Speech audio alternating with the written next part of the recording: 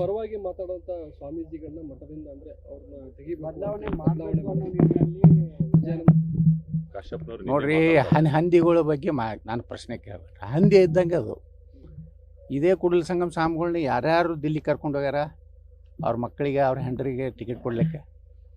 ನಾವು ಒಮ್ಮೆರೆ ಯಾರು B J P ನಾಯಕರ ಬಳಿ ಕರ್ಕೊಂಡು ಹೋಗಿನಿ ನನಗೇನು ಮಂತ್ರಿ ಮಾಡಿರಿ ಅಥವಾ ನಮ್ಮದು ಕೂಡಲ ಸಂಗಮ ಸ್ವಾಮಿಗಳ ಸಂಬಂಧ ಮೀಸಲಾತಿ. ನನ್ನ ರಾಜಕೀಯ ಭವಿಷ್ಯಕ್ಕಾಗಿ ಕೂಡಲ ಸಂಗಮ ಸ್ವಾಮಿಗಳನ್ನ ಎಂದೂ ಉಪಯೋಗ ಮಾಡ್ಕೊಂಡಿಲ್ಲ. ಅದು ಲಕ್ಷ್ಮೀ ಹೆಬ್ಬಾಳ್ಕರು ಉಪಯೋಗ ಮಾಡ್ಕೊಂಡಾರ, ವಿನಯ್ ಕುಲಕರ್ಣಿನೂ ಮಾಡ್ಕೊಂಡಾನ, ಯಾವ ಹಂದಿ ನಿಮ್ಗೆ ಹೇಳಿದ್ಲ ಹಂದಿನೂ ಮಾಡ್ಕೊಂಡೈತಿ ಅಂತ ಅಯೋಗ್ಯ. ನನಗೆ ಅವಶ್ಯ ಇಲ್ರಿ. ಮಂತ್ರಿಯಾಗಿ ಏನು ಮಾಡಂಗಿದೀವಿ? ಈ ಮಂತ್ರಿ ಇಲ್ಲಾರ್ದೇ ಇಷ್ಟು ಪವರ್ಫುಲ್ ಅದೀವಿ. ಮಂತ್ರಿ ಆದರೆ ಏನು ಸುಮ್ಮ ಸಿ ಎಮ್ ಮನೆ ಮುಂದೆ ದಿನ ಮುಂದೆ ಹೋಗಿ ಸರ್ ಅನ್ಬೇಕು. ಬೊಮ್ಮ ಮನೆಗೆ ಬರ್ತಿದ್ರು ಕೆಲವು ಮಂತ್ರಿಗಳು, ನಡೆಯಲೇ ಎತ್ತಿದ್ರು. ಎಷ್ಟು ಹತ್ತು ಗೌರವ ಕಳ್ಕೊಂಡು ನಾ ರಾಜಕಾರಣ ಮಾಡಿಲ್ಲ.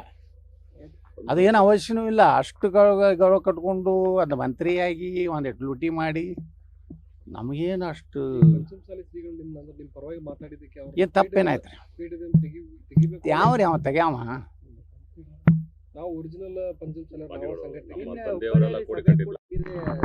ಸಭೆ ಮಾಡಿ ಸ್ವಾಮೀಜಿಗೆ ನಾವು ತಿಳುವಳಿಕೆ ಹೇಳ್ತೀವಿ, ಹೇಳಿದ್ರೆ ನಾವು ಮುಂದಿನ ನಿರ್ಧಾರವನ್ನ ಕೈಗೊಳ್ತೀವಿ. ತಗೋತೇಳ್ರಿ, ಆ ಮಗ ಬೇಡ ನಾನು. ಅವ್ರು ಹಿಂದಿದ್ರೆ ಯಾರು ಇದ್ರು ತಗೋಬೇಕಲ್ಲ.